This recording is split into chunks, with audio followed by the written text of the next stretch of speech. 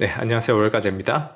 지난주 시장 변동성이 상당했습니다. 우리가 월가제 채널에서 7월 실적 시즌 조정을 기다려오긴 했지만 코스피가 하루에 10% 폭락하는 그런 조정을 생각했던 것은 아니죠. 그리고 우리가 월요일 대폭락 직후부터 조정이 곧 끝나고 대선까지 쭉 랠리하는 시나리오를 베이스 시나리오로 상정해 왔는데 다행스럽게 S&P 500 기준으로 지난주 하락분이 전부 만회되고 이번 주에도 상승을 조금씩 하고 있는 상황이긴 하지만 이번의 상승장은 난이도가 매우 높은 상승장이라고 여러 차례 강조드린 바 있습니다. 이제 제가 현재 시장을 바라보는 관점을 요약하면 이미 경기 침체 압력이 충분히 유의미해지고 있고 연준도 금리 인하를 하는 것이 맞는데 옐런이 대선까지 마지막 3개월 동안 뒤에 올 부작용은 생각하지도 않고 마치 스테로이드를 사용하는 것처럼 시중의 유동성을 풀려고 온갖 노력을 다 할 것이기 때문에 시장에서 한 번 정도 더 마지막 불꽃이 있을 것이다. 그 정도 생각하는 것이지 절대로 이번 조정을 촉발시킨 그런 저변에서 쌓이고 있는 근본적인 문제들이 해결된 것은 아닙니다. 지금 옐런의 계획을 보면 4분기가 지나면서 장기채 시장에서 공급 이슈가 생길 가능성이 높고 그중 부채 한도 협상까지 겹치게 되고 또 하반기에 대선을 위해 유동성을 뿌린 부분들이 시차를 두고 대선 전후로 인플레를 재점화할 가능성 그리고 트럼프가 당선될 경우에는 무역 관세에서 올 스태그플레이션적인 압력 또 바이든 시 고용에 일조했던 그런 불법 이민을 제한하게 되면 거기서 오는 고용 둔화와 소비 둔화 압력 또 SBB 사태 때 유동성 뿌려서 덮어둔 상업적 부동산 문제가 이제 2025년과 26년에 드디어 만기가 돌아오는 부분 그리고 지난주 난카이 대지진 경고까지 나왔죠. 그런데 이렇게 리스크 요인들이 많다고 옐런이 유동성 뿌릴 의지를 계속 내비치고 있는데 손가락만 빨고 있을 것인가? 그렇게 따지면 우리가 이제까지 투자할 때 리스크 요인이 없었던 적이 없습니다. 그래서 지금부터는 불안 요인이 계속 잔존하는 상승장에서 투자를 지속하되 불안 요인들에 대해서 해지하는 방법론들에 대해서 다뤄볼 텐데요.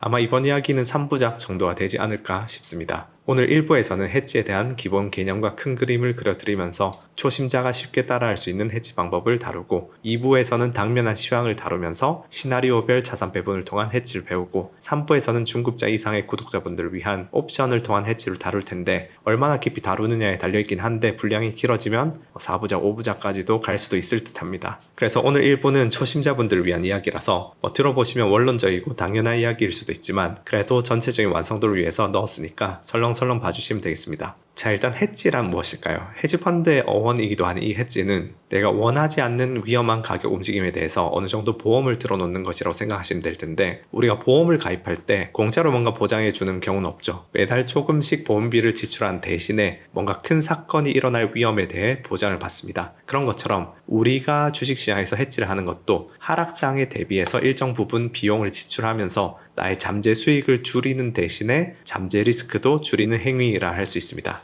일반적으로 기관 투자자 중에서 해지를 하지 않는 펀드는 드물다고 생각하는데 기관이 사용하는 해지 방법을 개인이 전부 사용할 수는 없습니다. 예를 들어서 코비드 때 행동주의 투자자 빌 에크먼에게 막대한 수익을 안겨줬던 CDS라는 상품은 거래소에서 거래되지 않기 때문에 개인이 사는 것은 힘들고 제가 이 시리즈에서 설명드린 내용 중에 팩터 요인을 해지하는 부분도 사실상 기관 레벨에서 팩터 요인들에 대한 어떤 퀀트적인 툴이 제대로 있어야 하기 때문에 개인이 혼자서 이걸 하기는 힘든 측면이 있습니다. 그래서 이 시리즈에서는 최대한 개인 투자자의 입장에서 별다른 툴 없이 실천할 수 있는 해지 방법들을 설명드릴 것이고 그러다 보니 아무래도 기관들이 접근한 방식에 비해서 조금은 덜 엄밀하고 조금은 눈대중으로 진행하는 부분이 있다는 점 감안해 주시면 되는데 개인이 재테크를 함에 있어서는 충분히 유용하다고 생각합니다. 그래서 개인이 실천할 수 있는 해지 방법은 크게 4가지 정도가 있다고 생각하는데요. 현금 보유를 통한 리스크 관리, 인버스 ETF를 통한 어떤 팩터 요인을 해지하는 부분, 자산 배분을 통한 해지, 또 풋옵션을 통한 해지 하나씩 차근차근 살펴보도록 하겠습니다.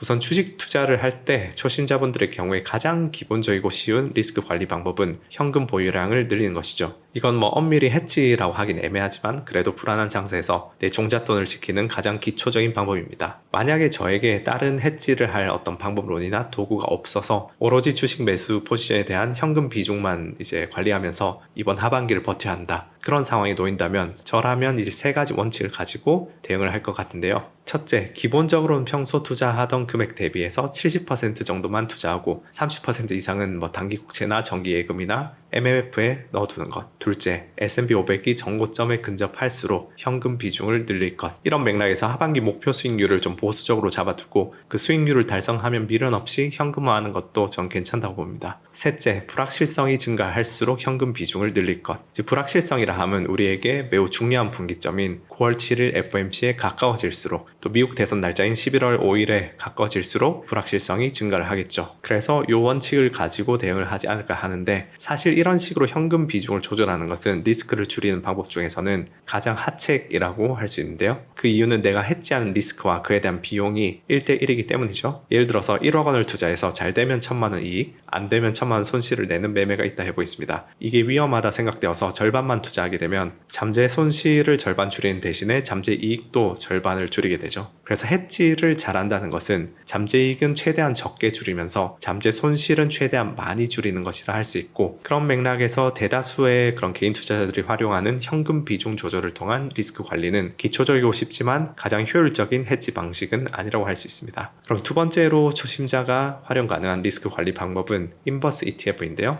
제가 언젠가 이런 말씀을 드린 적이 있습니다. 우리가 특정 시점에 삼성전자 주식을 매수한다는 것은 단순히 삼성전자라는 개별 기업에 투자하는 것이 아니라 주식이라는 자산군에 대한 뷰, 한국이라는 국가에 대한 뷰, 반도체라는 산업, 삼성이라는 개별 기업, 또 현 시점이라는 타이밍에 대한 뷰, 이렇게 다양한 뷰에 대한 의사결정들을 겹겹이 하는 것이다. 이런 말씀을 드린 적이 있는데요. 그 말인 즉슨 삼성전자라는 기업이 잘하고 못하고 그 실적뿐만 아니라 한국 경제라든지 반도체 산업이라든지 금리 추이로 인한 주가지수의 전반적인 밸류에이션이라든지 그런 다양한 요인들에 의해서 내 수익률이 영향받는다는 뜻이죠. 이와 관련해서 우리가 인버스 ETF를 활용해서 특정 국가나 산업이나 시장에서 오는 움직임을 해지할 수 있다면 어느 정도 나의 종목 선정 역량에서 승부를 보는 비중을 늘릴 수가 있겠죠. 그래서 업계에서 이러한 전략을 구사하는 롱숏 에퀴티 펀드는 헤지 펀드 종류 중에서 가장 흔한 종류이기도 합니다. 근데 이 인버스 ETF를 활용함에 있어서 코스피 주가 지수의 인덱스 투자를 100%를 하고, 마찬가지로 코스피 주가 지수 인버스를 30% 사는 것은 그냥 인덱스에 70% 넣고 현금 30% 들고 있는 것과 똑같으면서 수수료만 더 나가기 때문에 전혀 소용이 없는 일이겠죠. 그래서 인버스 ETF로 해지를 하는 구체적인 예시 하나 들어보겠습니다. 제가 코스피 종목 중에 삼성전자, 펄어비스, 오스테오닉, 휴젤 이란 종목이 너무 괜찮아 보이는데 코스피 시장의 미래에 대해서는 잘 모르겠어요. 참고로 이거 개별 종목들 절대 매수 매도 추천 아니고 그냥 생각나는 예시니까 확대 해석하시면 안 됩니다. 자, 우리가 펄어비스라는 종목을 산다는 것은 단순히 그 펄어비스라는 회사에 대한 투자 리스크에 노출된다는 것을 의미하지만은 않는다고 말씀드렸습니다. 이 회사가 아무리 잘해도 한국 경제가 망하면은 펄어비스도 망할 것이고, 혹은 중국이랑 한국이 무역 분쟁이 붙어서 우리나라 게임 회사들이 중국에서 다 셧다운된다. 그러면은 망하겠죠? 게임 산업, 국가에 대한 리스크도 있습니다. 그래서 이러한 여러 측면에서의 리스크 요인들을 리스크 팩터라고 하고요. 이제 기관 레벨에서는 실제로 내가 가진 주식 포트폴리오가 어떤 팩터에 얼마나 노출이 되었는지 굉장히 엄밀하게 측정을 합니다. 그래서 예시를 한번 보여드릴 텐데, 일반 초심자분들이 이렇게까지 엄밀하게 하실 필요는 없으니까 그냥 개념적으로만 보시면 되겠습니다. 자, 삼성전자, 펄어비스, 휴젤, 오스테오닉 대충 이렇게 4종목으로 구성된 포트폴리오가 있다 해보겠습니다. 이 포트폴리오를 리스크 팩터로 한번 분석을 해보면, 일단 간단히 요약만 보시면 결국 내 포트폴리오 중에서 45.4%만 내가 종목 선택을 잘했는지에서 오고, 지금 25.4%는 시장 전체 움직임에서 오고, 2.9%는 산업에서, 그 다음 22%는 한국이라는 국가 선택에서 온다는 뜻이죠. 그러니까 저는 이 4가지 개별 종목들이 마음에 들어서 샀는데, 사실 내 포트폴리오 움직임의 절반도 안 되는 부분만 내 종목 선택 실력에서 오는 것이고, 나머지는 대한민국 시장 산업 그런 움직임에서 오는 거죠. 그런데 제가 만약에 이 개별 종목들이 코스피에 있는 다른 종목들에 비해서 정말 월등히 좋으리라는 확신이 있어요. 반면에 코스피에 대한 믿음은 별로 없습니다. 이럴 경우 제가 할 수 있는 선택지는 인버스 ETF를 추가해서 시장이나 국가에 대한 노출을 낮추는 건데요. 예를 들어서 코스피 인버스 ETF를 한 50% 추가를 해보겠습니다. 그럼 이제 종목 선택에서 오는 움직임이 제 포트폴리오 움직임의 72.9%, 3분의 2 이상을 설명하고, 나머지 국가, 산업, 시장 등에서 오는 익스포저는 드라마틱하게 줄어들었죠. 그런데 지금 이 툴처럼 꼭 이렇게까지 전문적으로 하실 필요는 전혀 없고요. 초심자분들은 그냥 본인의 포트폴리오의 평균 베타 정도만 숙지하시면 될 것 같은데, 이제 야후 파이낸스나 investing.com 같은 무료 사이트에서 본인의 종목을 검색하시면 베타라는 항목을 찾으실 수 있습니다. 만약에 어떤 종목의 베타가 1.2라고 하면 주가 지수가 1 움직일 때 이 종목은 1.2배수로 이제 크게 움직인다. 그렇게 보시면 되는데요.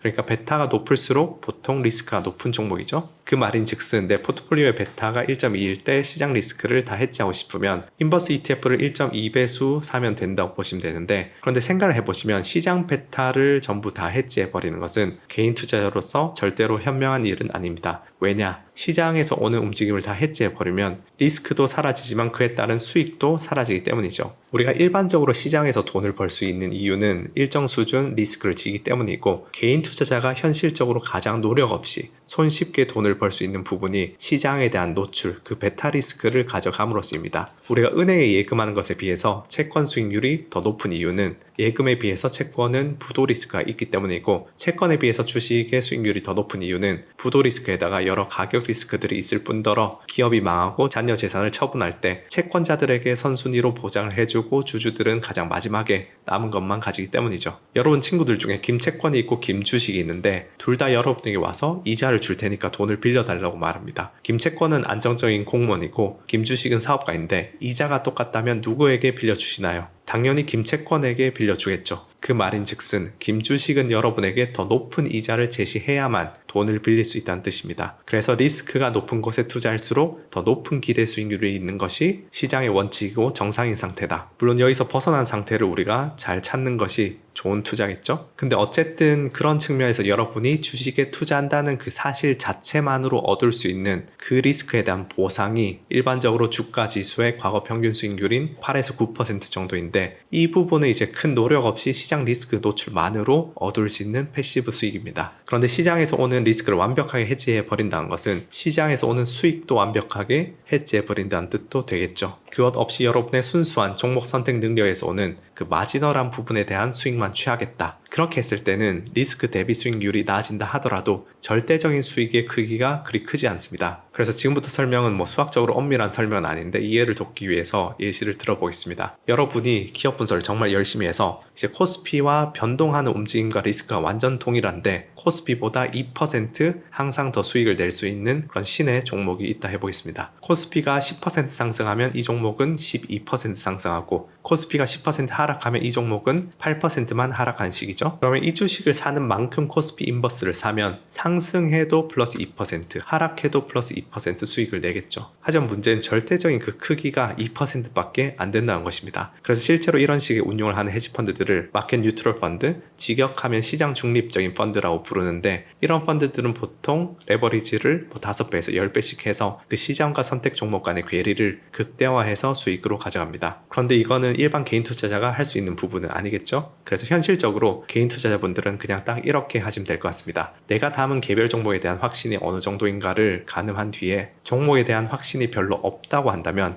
내가 시장에 대해 얼마나 불안하게 느끼는가에 따라서 매수 종목을 줄이면서 현금 비중을 10에서 50% 사이 조절을 하고, 종목에 대한 확신이 정말 크다고 하면 내가 시장에 대해 얼마나 불안하게 느끼는가에 따라서 매수 종목에 더해서 인버스를 좀 담는 것이죠. 사실 엄밀히는 포지션이 100%가 넘어갈 수 있기 때문에 선물 숏이 좀 더 낫기는 한데, 근데 제가 실컷 설명해 놓고 조금 이런 말 하기는 그렇지만 현실적으로는 초심자 분이시라면 웬만한 경우에는 그냥 현금 보유 비중을 늘리시는 것이 훨씬 더 관리가 용이하시리라 생각합니다. 아니 실컷 설명을 드리고 나서 결론이 좀 썰렁하긴 한데, 어쨌든 해치 개념을 이제 설명하는 거에 있어서 그 전체적인 완성도를 위해서 일부는 초심자분들을 위한 그런 기초적인 설명들을 드렸습니다. 자, 그래서 오늘 불안한 장세에서 내 자산을 지키는 해치 방법론이라는 토픽 관련해서 현금 보유 비중을 늘리는 방법, 그리고 인버스 ETF로 특정한 팩터 요인을 해치하는 방법, 이렇게 초심자분들이 활용 가능한 기초적인 방법을 다뤄보았는데요. 아마 대부분의 월가제 구독자분들이라면은 이런 시시한 거 현금 비중 조절하라는 당연한 얘기를 왜